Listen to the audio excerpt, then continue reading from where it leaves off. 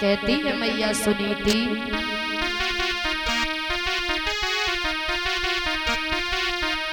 आरी मोया दिपिया तेरी आई रही है, मैं तो जा रही हूँ।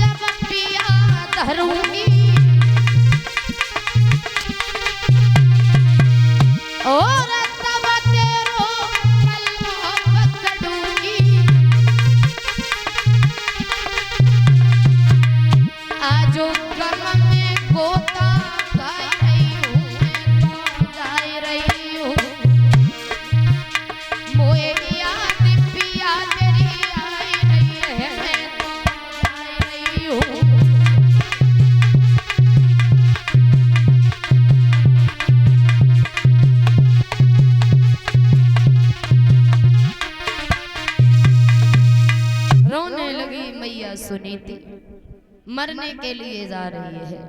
याद रखना भैया, जंगल में जब पहुंची, पानी से भरा हुआ कुआं देखा और कूदने के लिए कदम बढ़ाया, तब तक बाबा नारद ने आवाज लगा दी, ठहर जाओ, कौन हो, इस जंगल में क्या करने आई हो?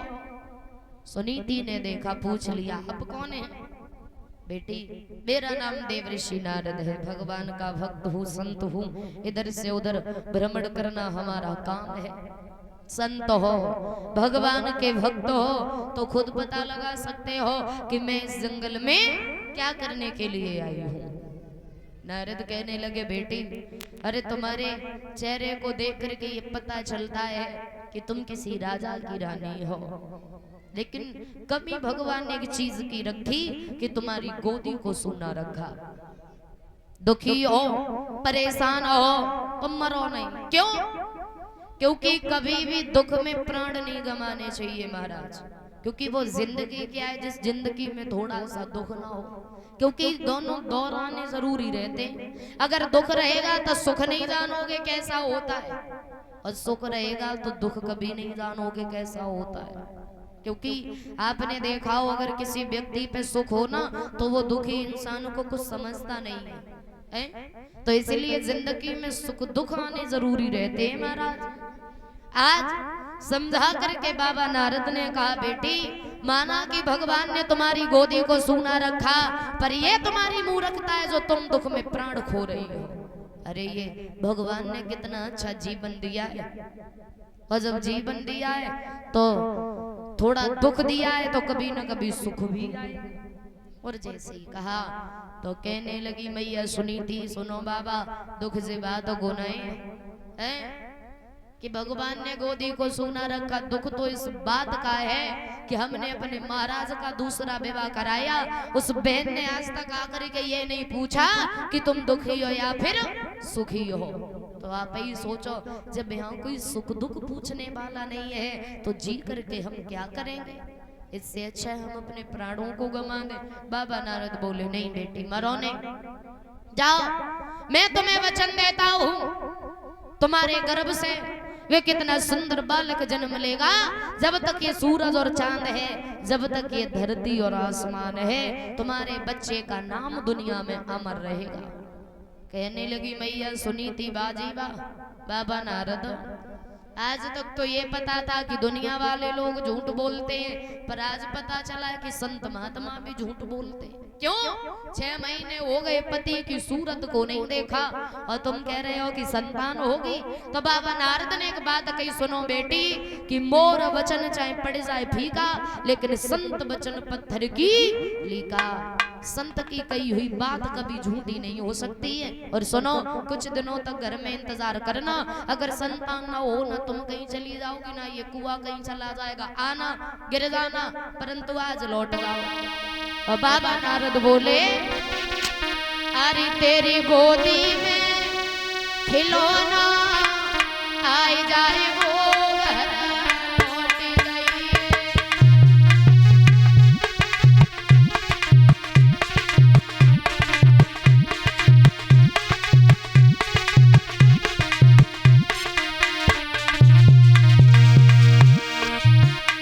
गोदी में ललाए को आई जाए वो घर लौट गई।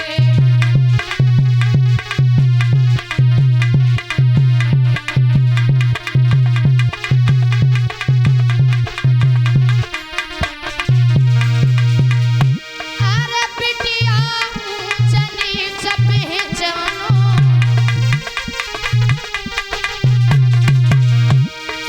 और हमारी बेटी सिद्धमती ठानो, तेरो सूखो बागा हरि आई जाए वो घर लौट गई। गोदी में खिलौना आई जाए वो घर लौट गई।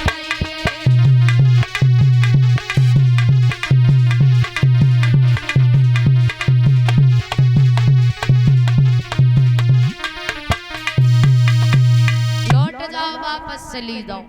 जैसे ही कहा तो मेरे भैया रानी सुनीति वापस लौट के आई, आकर के लेट गई, परंतु नींद नहीं आई। क्यों? एक बात सोच रही है। कौन सी? कब आएगा वो दिन जब हमारे घर छोटा सा बच्चा जन्म लेगा, दुनिया के लोग हमारा नाम सम्मान से लेंगे, मेरा बेटा गांव के बच्चों के साथ में खेलेगा। सुबह जब हुआ,